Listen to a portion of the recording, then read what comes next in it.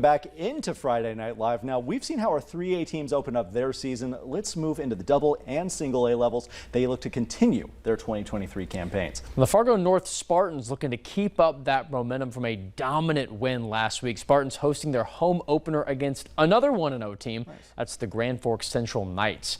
Now, we have a rowdy student crowd at North tonight, ready for game number 1 here. Couple of punts to start the game, though, but Peter Haugo is always ready to make some serious noise. Dodges tackler number 1. There goes number 2 and stuffs number 3. What moves by the senior star past the 30, 10, 20, all in, long gone. 58-yard dash to the end zone, 7-0 Spartans. The Terminator will be back. Knights on to punt in their next drive. It's blocked. Xavier Buckmiller catches it. The big man lineman gets in a hurdle. It's every lineman's dream come true. I never got to experience. Thrilled for you, Xavier. A touchdown, moment of a lifetime for the kid, and about the wildest way to double North score. The Spartans continue to dominate. They get back into the red zone, pitch out to Haugo, and yes, nothing new. Another touchdown from the Bison commit. 21-0. Spartans running away with it, and they won't slow down, cruising to a 48-7 win. How about that? Love to see it. Going to the south side next. Fargo South hosting the Williston Coyotes. Bruins home opener, first drive of the evening. Brevin Warwick back to pass, heaves it deep left side to Reese Kessel. Triple coverage. The bobble, and he brings it down. Come on now. What an unbelievable snag for the huge gain. Ball back to the Bruins after a Coyote 3-and-out. Handoff to running back Dorian Sandus, powering in for the score.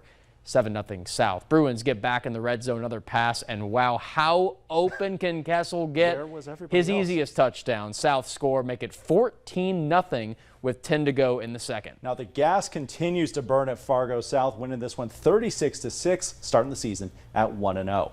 Checking in on our other games at the 2A level, not very many close games to report tonight, with one big exception. The Red River Rough Riders moving to 2-0 on the season with a big win over the defending state champions. How about that? Now we have another week, another marquee matchup for the Kindred Vikings. Kindred making their trip up north to play their newest Class A foes, the Cavalier Tornadoes. Both teams coming to this one at 1-0. Cavalier winning their first game back at the 11-man level last weekend. Now, much like last week's season opener, Vikings are going to get off to a hot start. Now, after Cavalier 3-and-out, Kylan Swinson takes the handoff at the goal line, plunges in for the opening score. Kindred leads 7-0, but they're not going to have to wait too long for the next trip to their end zone. The ensuing kickoff ball pops loose. Swinson snags it from midair. Nothing between him and the end zone in just 2 plays. Vikings 14-0 lead. Nothing between him and the end zone but air and opportunity. Still in the opening quarter, Owen Hoym gets in on the scoring party, dodges a diving tackler, runs through another. Vikings pouring it on. Kindred leading 21-0 for the second week in a row. Kindred dominates a game that a lot of people were paying attention to. 41-12, the final from up in Cavalier.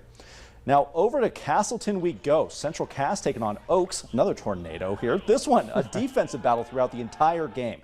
Action in the second quarter with less than a minute to play. Squirrels looking for a man downfield, overthrown, picked off by Blason Dolney.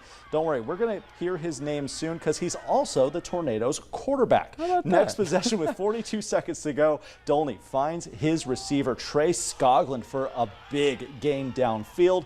Still fighting all the way down to the turf. Tornadoes moving the chains, but can Dolney make another big play? Let's see. Stepping up, launching this one deep downfield, and is it in? Well, not this time.